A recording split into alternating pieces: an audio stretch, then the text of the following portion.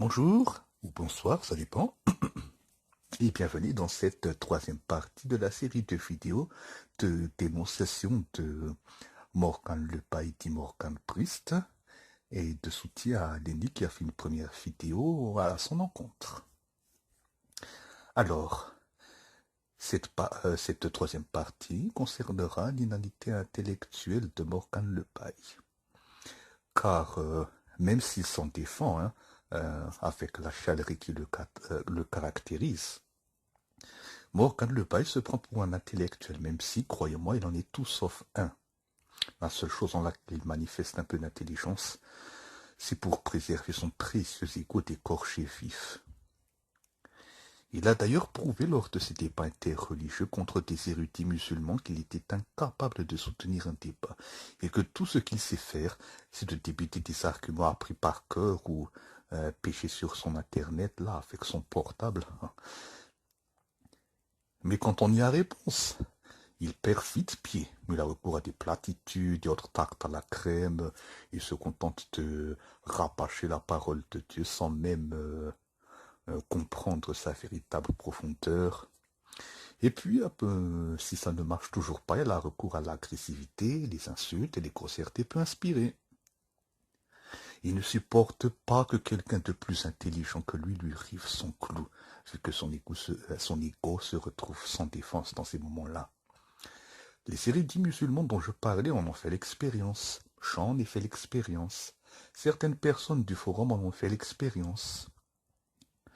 Comme beaucoup de gens de cette ère d'information ultra rapide, où les connaissances les plus poussées vous sont offertes sur un plateau d'argent, il ne prend pas vraiment la peine de recouper les informations qu'il prend sur le net. Alors, il se renseigne à plusieurs sources, c'est vrai. Seulement ces sources sont souvent dans la même veine. Je veux dire par là que soit ce sont toutes des sources complotistes, soit toutes des sources antisionistes, soit toutes des sources islamophobes. Et à fond, il utilisait aussi des sources cathophobes. Il en a fait rire plus d'un, par exemple, quand il a fait la promotion du livre de ce pseudo-intellectuel bilieux islamophobe lécheur des potes qui lui écrase le visage de Majidou Kacha. Pour vous donner quelques exemples, il a mentionné une fois dans un de ses podcasts que l'Inquisition catholique romaine aurait fait des dizaines de millions de morts. Je crois qu'il a cité le chiffre de 50 millions. Franchement, je suis atterré à chaque fois que quelqu'un mentionne ce chiffre ridicule. Bon, parlons un peu de l'Inquisition. Là encore, il va s'agir de rétablir la vérité. En accord avec Jean 8, 32, c'est la vérité qui nous rend libres. La vérité et pas l'erreur. Et je tiens à signaler que j'ai des opinions incendiaires envers le catholicisme romain, alors je ne fais pas ça par complaisance. Tout chiffre en dizaines de millions, voire même en millions, n'est pas juste foireux, le mot n'est pas assez fort. Il est fantaisiste. L'Inquisition, en 350 ans, n'a fait mettre à mort que, entre guillemets, 3250 personnes, tenons-nous-le pour dit. À l'époque, l'Inquisition était une garantie de la stabilité de la société, en une époque où il n'existait pas encore de système judiciaire digne de ce nom. Et quand un groupe comme les Cathares, dont se réclament d'ailleurs les francs-maçons, qui prétendaient que l'Église catholique trompait les fidèles en leur faisant croire qu'ils étaient sauvés, et soit dit en passant, ça à la limite c'est un enseignement de l'Église catholique avec lequel la Bible est d'accord, c'est biblique. Donc ces gens-là menaçaient la stabilité d'une société fragile, comme le font les terroristes d'aujourd'hui. Et donc ils menaçaient la vie de milliers d'innocents. Et donc l'Inquisition agissait selon la procédure suivante. Primo, prêcher contre la dite hérésie dans le village où elle était déclarée et mener l'enquête, d'où l'étymologie, c'est de ça que vient le mot Inquisition. Secundo, tenir une période de grâce entre 7 et 30 jours où l'hérétique qui se rétractait recevait une peine légère. Tertio, après cette période, amener les insoumis au tribunal pour qu'ils avouent. Et je vous signale, soit dit en passant, que l'usage de la torture, inspiré du système judiciaire romain, n'a eu cours que par la suite. Donc, la torture, ce n'est pas chrétien, mais ça vient d'un système judiciaire païen. Et quarto, l'Inquisition octroyait un châtiment allant de la pénitence à un bref emprisonnement. L'exécution était réservée aux hérétiques irrepentants ou relapses, sachant que l'hérésie était vue comme une menace au salut éternel des ouailles. Voilà. Est-il besoin de le répéter? Il n'y a que le souci de vérité qui me meut. Et on remarquera qu'au final, le système judiciaire d'aujourd'hui n'est guère moins impitoyable que l'était l'Inquisition, si on tient compte du contexte, vu qu'il n'y a pas de période de grâce dans un commissariat de police. Alors, ça c'est un message aux christophobes. S'il faut blâmer quelque chose, ce n'est pas le christianisme, c'est plutôt la nature humaine en laquelle les incroyants croient si aveuglément. Bon, je sais, vous aurez remarqué l'oxymore des incroyants croient en la nature humaine. Ils disent de croire en rien alors qu'ils croient en la nature humaine. C'est paradoxal, hein, ils ne savent pas ce qu'ils veulent. Bon, voilà. Nous fermons la parenthèse. Et maintenant, deuxième exemple. Vers la période de Noël, Morgan Le Paille avait sorti un podcast où il prétendait que Noël est d'origine païenne. Alors, je sais que c'est la doxa dominante, mais c'est faux. Pour faire court, la date de Noël vient de la tradition juive extra-biblique de l'année intégrale. Un prophète était censé avoir vécu un nombre rond d'années. En d'autres termes, les anniversaires de sa conception et de sa mort étaient censés être les mêmes. La mort du Seigneur Jésus-Christ a été estimée au 25 mars par l'Église occidentale et le 6 avril par l'Église orientale. Il faut dire que ce fut du grand sport à l'époque pour essayer de déterminer la date du 14 Nissan de l'année où Jésus était mort par rapport au calendrier julien en vigueur. Je vous signale que c'était des gens très intelligents qui ont fixé la date du 25 décembre. Hein. Bon, pour faire court, la date de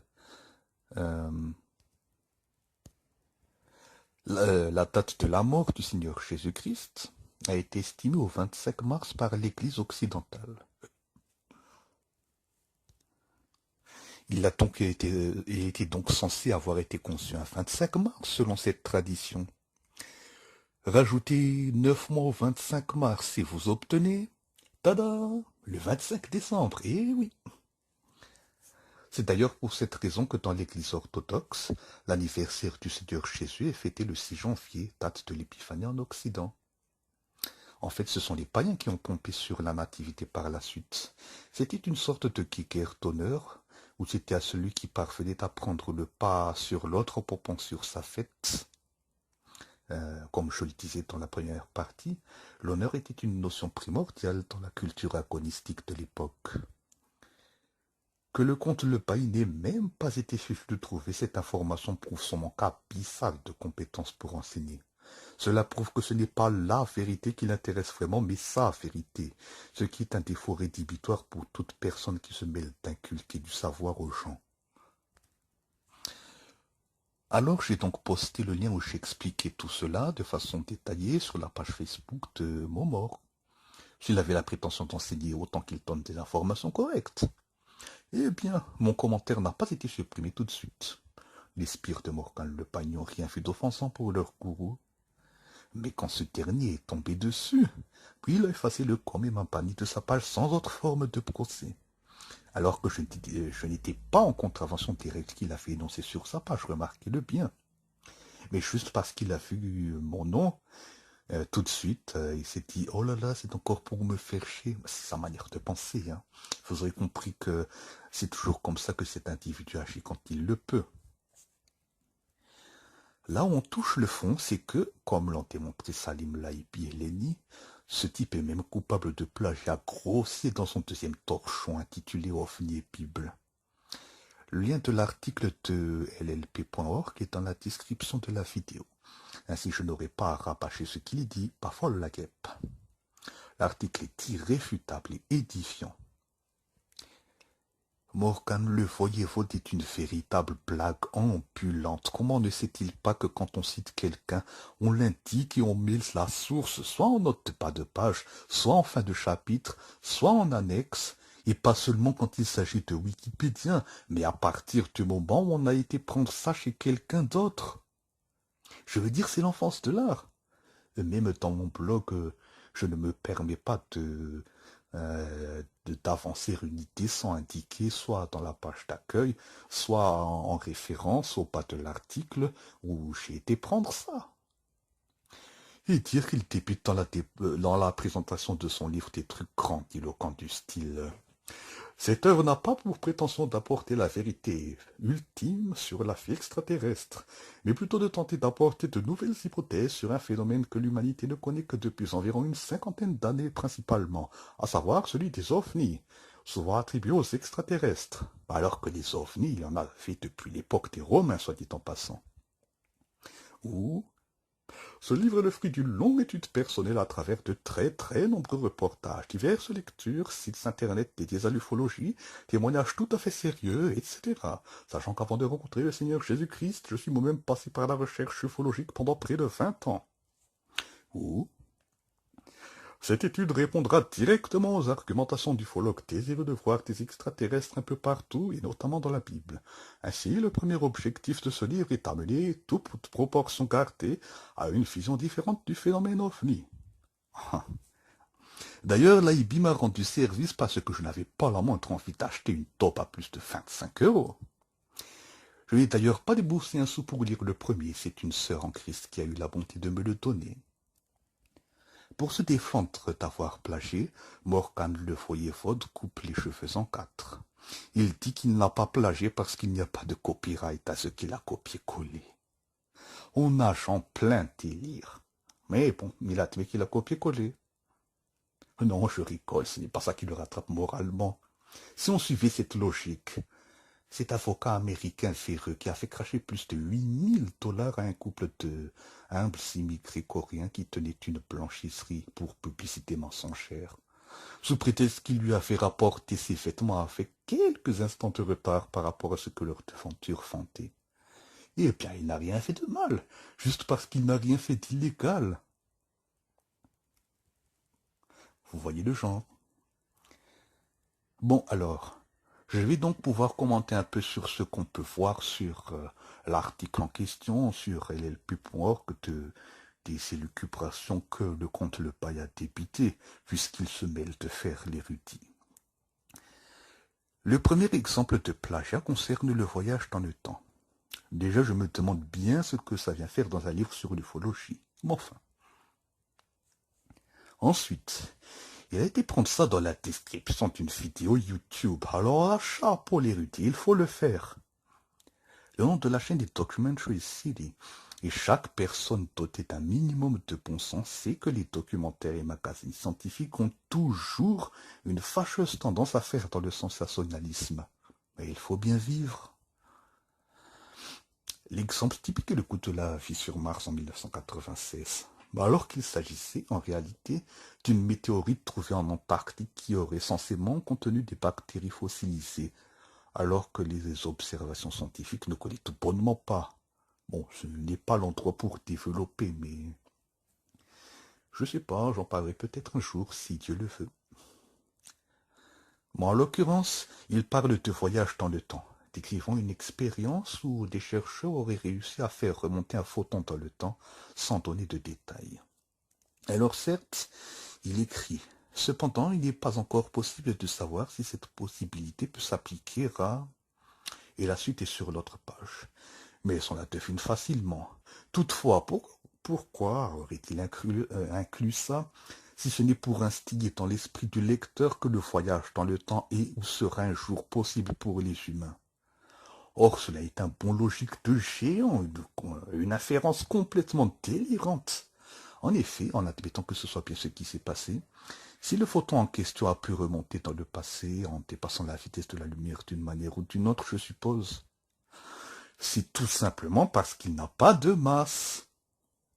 En effet, la relativité d'Einstein nous apprend que plus un objet approche de la vitesse de la lumière, plus sa masse augmente.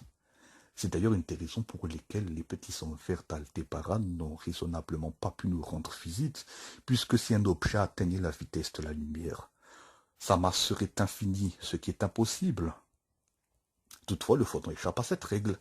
C'est précisément parce qu'il n'a pas de masse qu'il peut atteindre les 299 792 458 km par seconde. Ah, tenez, je vous parie que si Morgan Le Paille écoute cette vidéo, il sera incapable de répéter ce chiffre sans galérer. Mais on ne pourra jamais faire atteindre un objet de masse, un objet doté de masse, une vitesse égale à celle de la lumière, alors supérieure pour voyager dans le temps, on n'y comptait même pas. Ce type a dû trop regarder Star Trek. Il ne sait pas faire la différence entre la science et la science-fiction. Pour le passage suivant, pareil. Il a été copié ça sur un site nommé Hop Magazine, qui l'aurait carrément pillé à plusieurs reprises d'après l'AIB. Il y parle de la téléportation quantique. Bon, on la devine l'inférence. Soit la téléportation sera bientôt possible pour les humains, soit les anges utilisent cette technologie dans leur char, d'après le grand Morgan Le Paille. Je dois dire une chose, ce gars-là est beaucoup plus drôle quand il fait semblant d'être un érudit que quand il fait ses vidéos débiles. Que ce soit bien clair entre nous, la téléportation quantique n'est pas de la téléportation. Je vais essayer de vous expliquer ça tout simplement. Il existe un phénomène tout à fait curieux nommé l'intrication quantique. Pour faire simple, quand deux objets subatomiques sont intriqués, ils partagent le même état quantique, même s'ils sont à des bouts opposés de l'univers, qui, en l'état actuel des connaissances, a 46 milliards d'années-lumière de diamètre, si je ne m'abuse. Ça veut dire que, dès que l'un d'eux change d'état quantique, un des deux objets, hop, l'autre fait tout aussitôt pareil. Ce processus est instantané, ça veut dire que sa vitesse est infinie, très supérieure à celle de la lumière.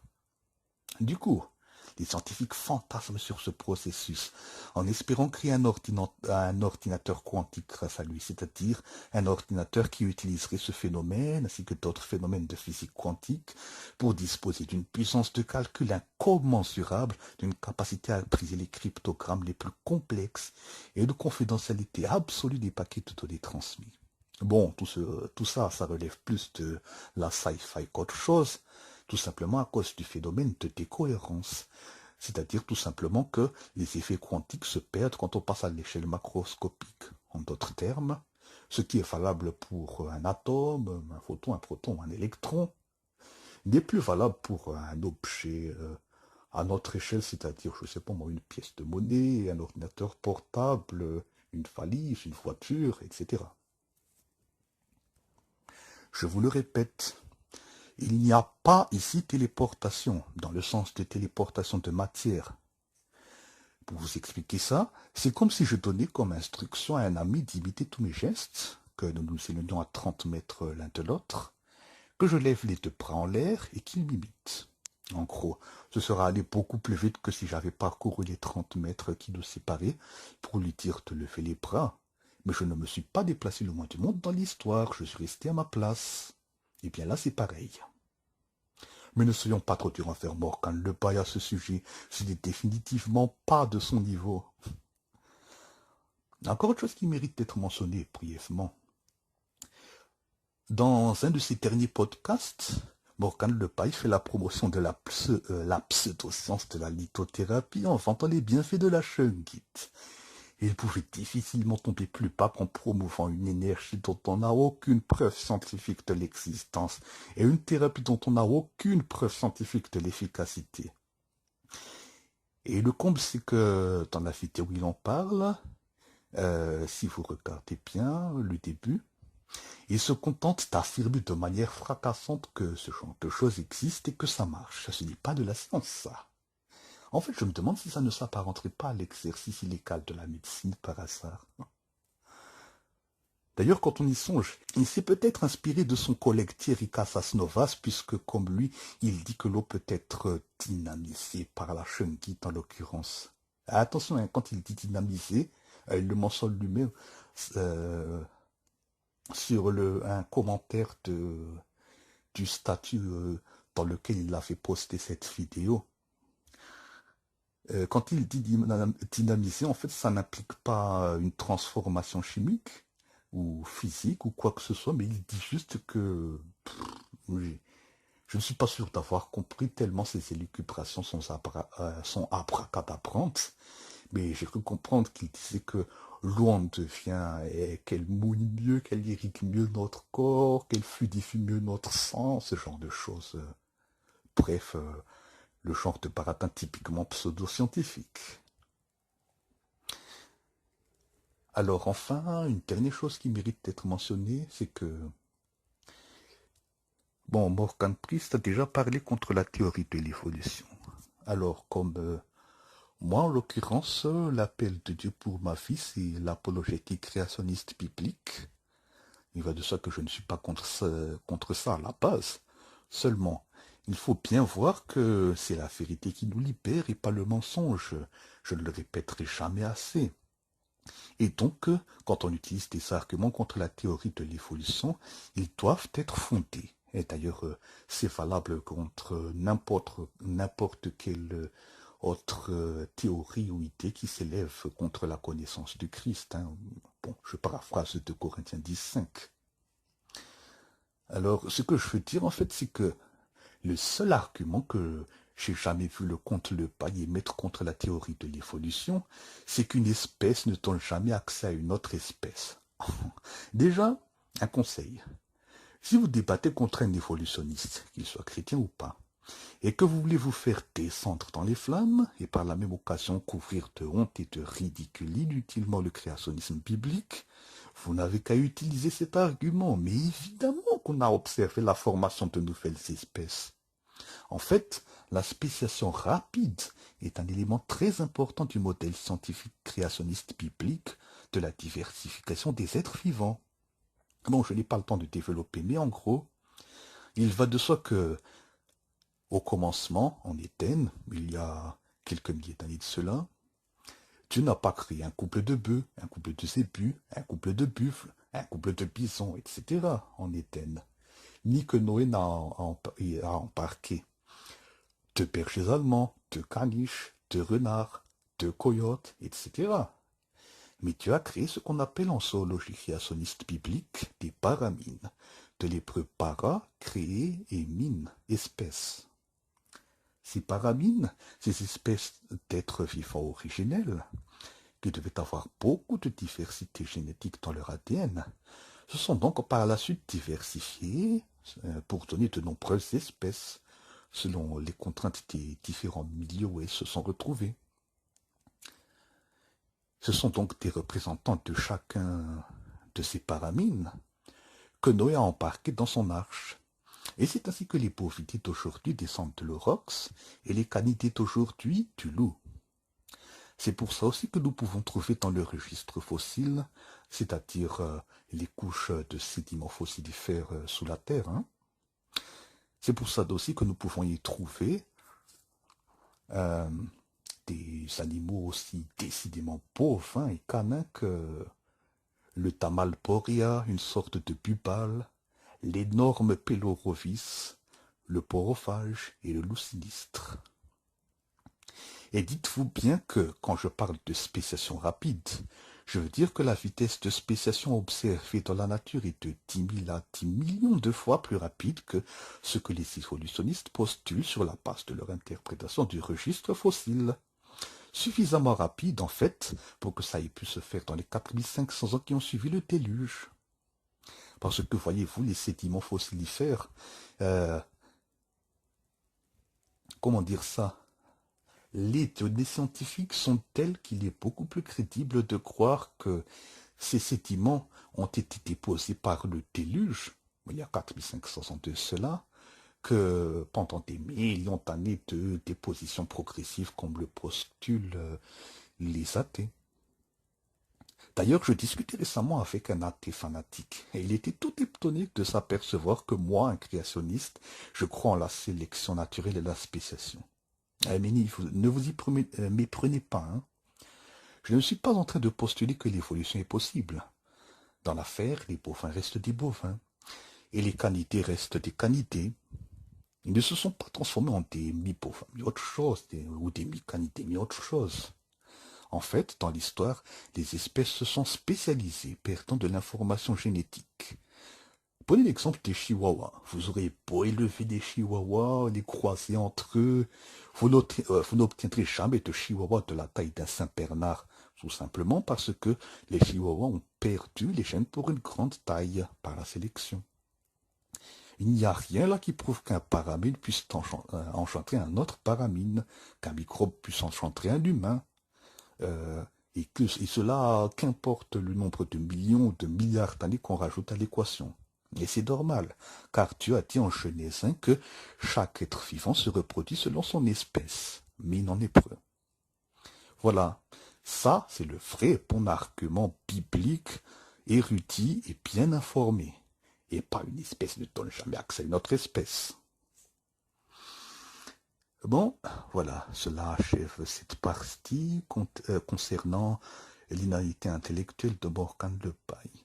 Dans la prochaine partie, qui risque d'être passablement longue, même par rapport aux vidéos précédentes, nous parlerons de l'inanité théologique de Morgan Le Paille. Et voilà, bonjour chez vous et que Dieu vous bénisse.